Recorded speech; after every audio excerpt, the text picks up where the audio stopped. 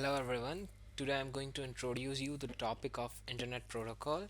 And Internet Protocol is a numerical address assigned to each device connected to a network that uses internet for the communication. And IP is a logical device that has been assigned over the internet.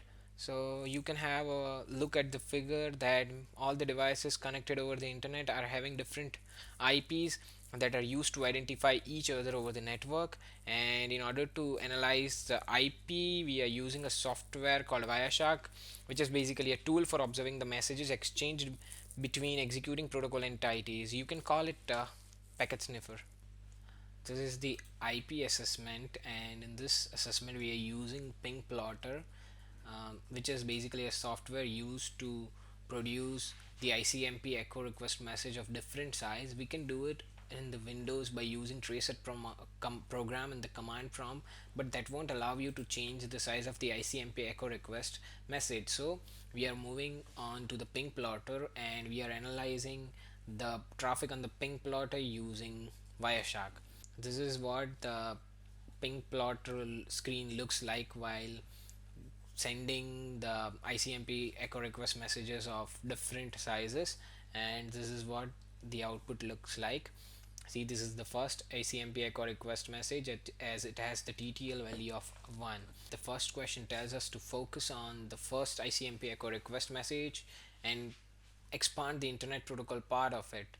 So this is the first ICMP echo request message, and the IP address of the client is 172.20.10.2. And similarly, inside this we have to find the IP packet header, what is the value in the upper layer protocol field. So yeah, this is the value of the upper layer protocol field. Now we are moving on to next, how many bytes are there in the IP header and the payload of the datagram. So the header has the length of 20 bytes and the total length is 56 bytes. So if you will deduct 20 from 56, it will give you 36, and yeah, it's 36 bytes is the answer. The next question, that has the IP datagram been fragmented? Explain how did you determine. Here you can see that the fragment offset is set to 0, so we can tell that the data is not fragmented. Now moving on to next question, which fields in the IP datagram always change from one datagram to another within the series of ICMP echo request messages. Now in order to perform these, we first need to arrange them according to the source IP address. So let's just arrange it by the source IP address. Yes, it has been arranged, and now we are looking for the ICMP messages. Yeah, so here it is. Let's start with the one. And so you can see that in the one, the identification, the time to leave, and the header checksum changes. I can show it for all of them. See, the time to leave changes to 2, the header checksum also changes, and the identification field is also changed. See this, yeah, you can see this change. For this thing, the TTL value is 3, the identification value has also changed, and the header checksum also changed. So these are the 3 values that are changing for every ICMP request message. Now let's just move on to the another question, and it basically tells that which fields stay constant and which fields must stay constant, which fields must change, and we have to just elaborate the thing or the reasoning. And you can see that in every field, the protocol version, the header length, the differentiated services field, the total length, protocol, the source IP and destination IP doesn't change, but rest of the fields like TTL, the identification field, and the header checksum changes. So I can show it in the other thing. Now this is for the ICTTL3. You can see that version number is same, the header length is also the same, the differentiated service field is same, the total length is same, but the identification field has been changed, the flags are the same, the TTL value has changed, the source and destination IP are same, but the header checksum has changed. So the main three fields that are changing here is identification, time to leave, and header checksum. And the reasons behind that is that for identification is must necessary to be changed because IP packets must have a unique ID. So for each IP packet, it would be like different ID for all of them in order to identify. The time to leave field will also change because the traceroute program increments for each subsequent packet, and the header checksum will also change since the header changes, as well as we have seen previously that IP address changes, so it is necessary for the header checksum to change. Now let's just move on to the next question. Describe the pattern you see in the identification field of the datagram. So while analyzing this thing, you can see that the re- identification field here it is.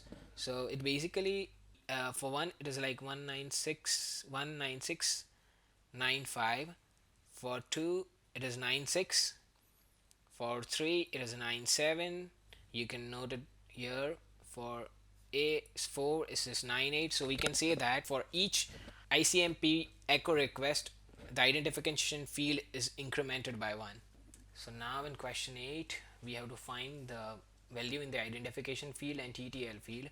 But first we need to sort the thing by the source address, and we have to find the ICMP TTL exceeded reply sent to your computer by the nearest hop router. So first we need to find the IP address of the hop router. So this is the IP address of the first hop router, 172.20.10.1, and we just have to make a command. The ICMP here is for the ICMP messages to be found out. The IP address of the router is 172, so we can just copy this thing, just paste it in the Wireshark, and yeah, let go. This gives us the series of ICMP request messages, and we have to just focus on the first TTL thing.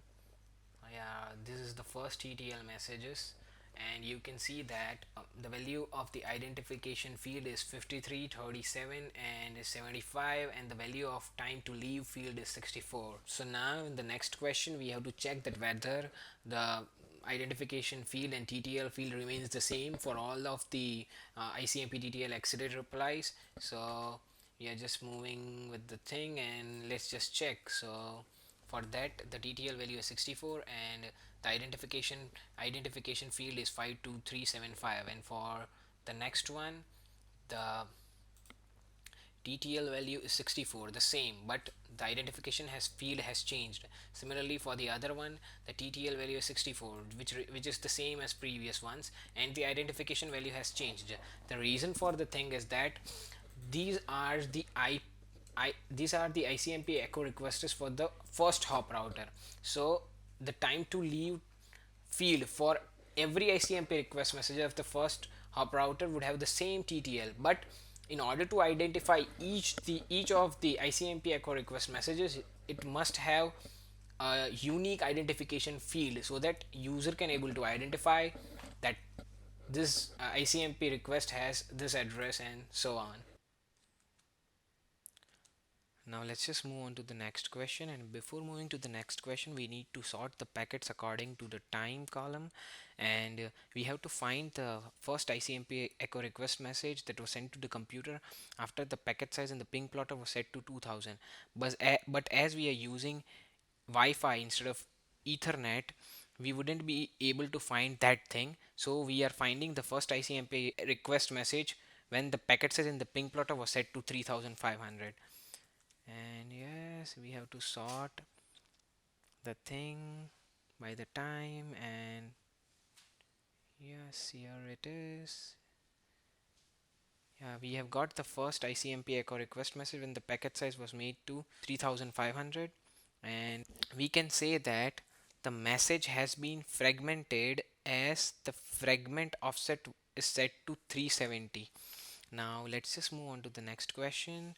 We have to print out the first fragment of the fragmented IP datagram, and we have to find whether that it has been fragmented or not, and whether it is the first versus the later. This is the first fragment of the fragmented IP datagram, and we can see that the more flag bit is set, indicating that the datagram has been fragmented. And since the fragment offset is set to 0, we can say that this is the first fragment, and the first fragment has the total length of 1500 including the header length of 20 bytes. Now let's just move on to the next question and print out the second fragment of the IP datagram, and what information does it contain. So we are moving to the second fragment, and here it is, and we can tell that it is the second fragment because the fragment offset here is 185, and in the previous one it was 0, and here it is not the last fragment as the more fragment flag is set. Now let's just move on to the next question. What fields are changed in the IP header between the first fragment and then the second fragment? So when you look at this, you can see that the flags, the fragment offset, and the header checksum changes. Just look at the previous one. The header checksum changes, the fragment offset it changes, and the flag also changes. And moving on to next question, how many fragments were created from the original datagram? So total 3 fragments were created from the original datagram, and these are because first the by default size was 56 bytes, and then we set it to 2000, and then we set it to 3500. What fields change in the IP header among the fragments? As it is told earlier, the flags change, the header checksum changes, and the fragment offset changes. And here we end our assessment.